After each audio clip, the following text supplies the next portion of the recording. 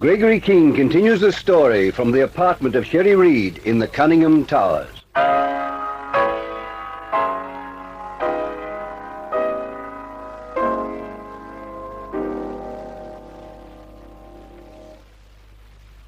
Well, things could be worse.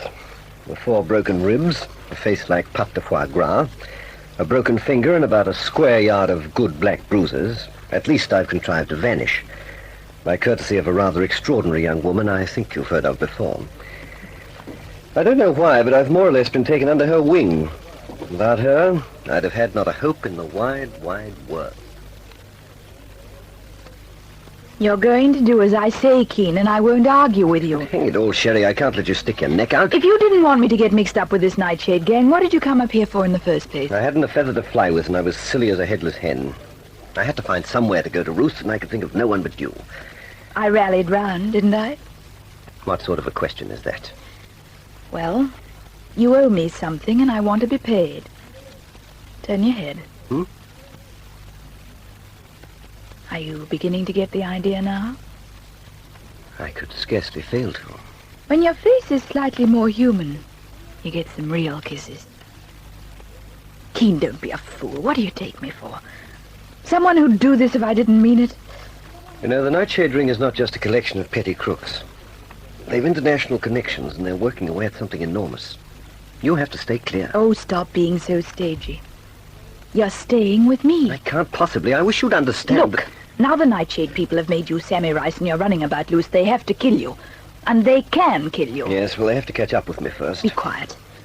This Evelyn Channel person's no earthly use to you. She didn't ever actually see you, and they're passing someone else off as you. So what in the world can you do without me? Not much, I admit. There's only one string left to your bow. This commando sergeant, whoever he is. Tommy Cutts. And you can't even stand up properly yet. You can't even get a radiogram off to send for him. Keen, don't run round in circles. If you come in with me, Sherry, neither of us can say where it will end. How's anyone going to find out I'm with you? The gang I'm after seem to have eyes and ears everywhere. We'll cope. What am I going to do about clothes? I'll get you clothes. I mean, need money. Lots of money. Take a look round you. I have lots of money. Well, what about that doctor chap of yours, Collins, or whatever his name is? It's because of Gene Collins that I want to get you out of this apartment and hidden safely away. Look, we're wasting time, Keen. Are you coming with me, or are you going to argue and argue till Collins tells the police where to find you? Will you send a radiogram to Tommy Cutts today? I'll do anything. Will you cable him £500 so he can get out on the first plane? 500 won't be enough. I'll send more. Can you get me a Luger and about 100 rounds of 9mm parabellum? Look, I don't know what 9mm parabellum is, but I'll bet I can get it. I know someone who runs a Baccarat school. Well, Miss Sherry Reed, it looks very much as though you've bought your way into some strife. What do you say to people at a time like this? You shut up and you do as you're told. What's the first move? We get you downstairs and into my car. Where are we going? We're going to a weekend house I bought so I could take myself away from a crowd I get sick and tired of sometimes. It's miles away. I can show you as we go. You're doing a lot for me. Would you care to do one thing more? Such as what? A good long whiskey soda, lots of whiskey and not much soda. At 9:30 in the morning? Not on your life. Come on, up you get. You'll have to wear your own trousers, but I can fix you up with a trench coat someone left here. I hope it fits.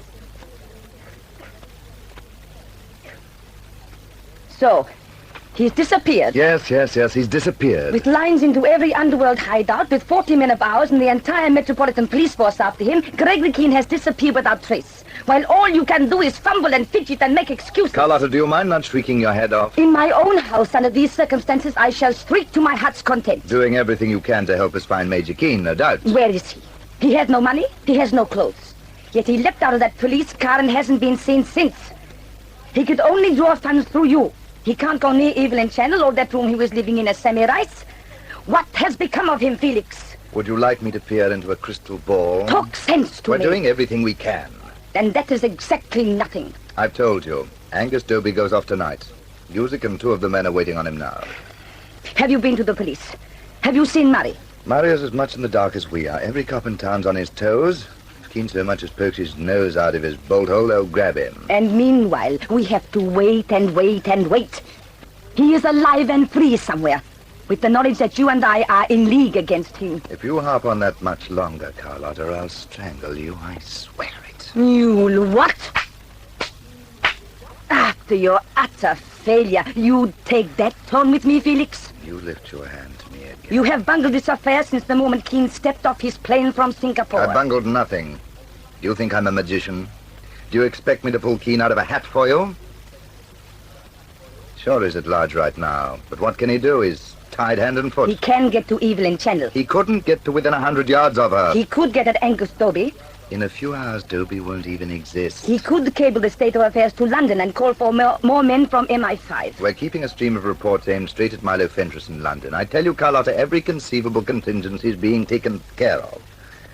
We only have to find Keene and make sure of him. Nick Barnes is looking after Evelyn. You want to talk to the chap yourself? Yeah. Barnes, get in here. Come on, shake it up. Oh, all right, all right. Last night, what time did you leave Evelyn Channel? Oh, 4, 1/2 something like that. I don't know. Well, you ought to know. How was she? Happy about you? She's happy about me being Gregory Keene, if that's what you mean. What else would I mean? Did you pitch it good and strong about Kesselring having gone straight back to Singapore? Oh, hour after hour. Listen, there wouldn't happen to be a drink handy, would there? No, they would not. This house is not a tap room. I only felt like a long, icy tankard of beer. Shut up.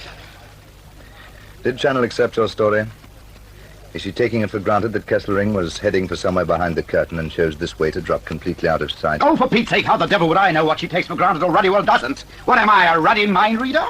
What's the matter with you, Barnes? I'm doing my best with her. Why do I have to be nanted at every tick of the clock?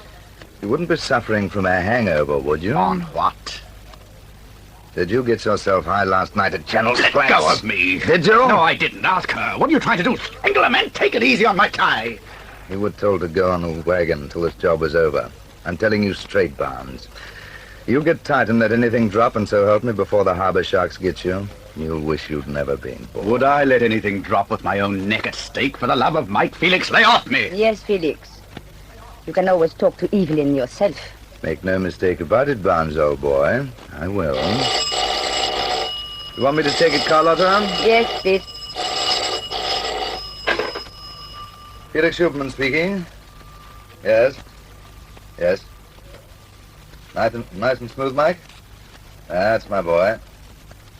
Yes. Meet me at Fig Tree Bridge sharp at 8 and keep him out of sight till then, will you? Right. Mike Guzik. I've just taken Dobie. He played into our hands this morning by coming to work in his own car, a small sedan. Just perfect. Mike was waiting for him. He's keeping him company now. So long as he's keeping him quiet. We can rely on Mike. How's the time? I'd better be on my way. Make sure of him, Felix. What do you think I'm taking charge for? You wait here, Barnes. I'll be back as soon as the job's done. I'll say goodbye to Dobie for you both. I'm glad I'm not Angus Dobie. Well, then be a good boy, Nicky, so we won't have to arrange a similar accident for you. That would really be too bad.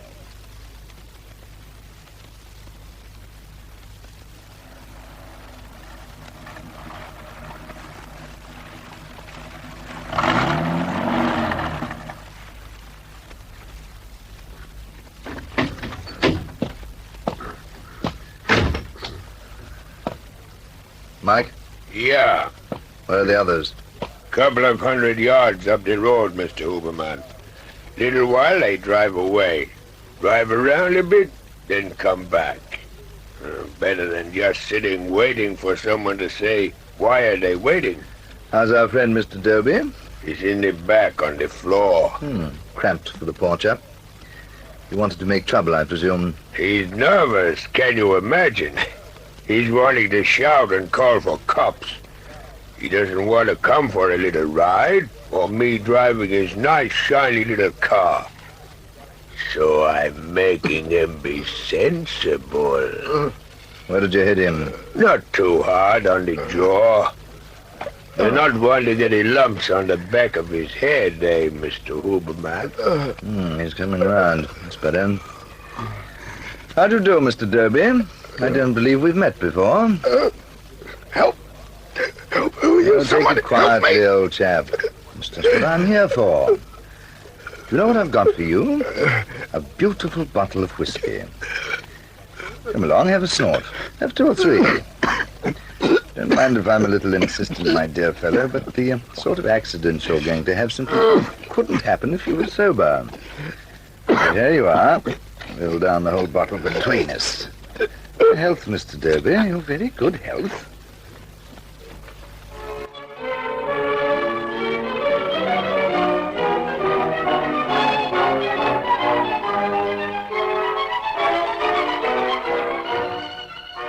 Sherry was right.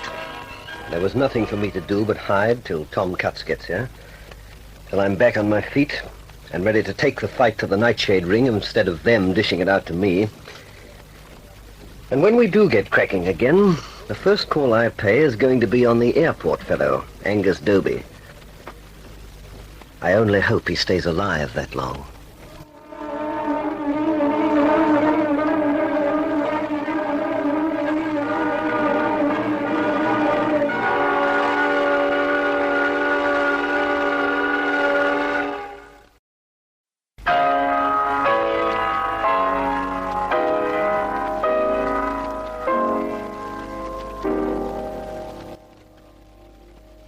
Does anyone prevent the murder of Angus Doby? Listen to the next chapter in this story of intrigue, Deadly NightShade.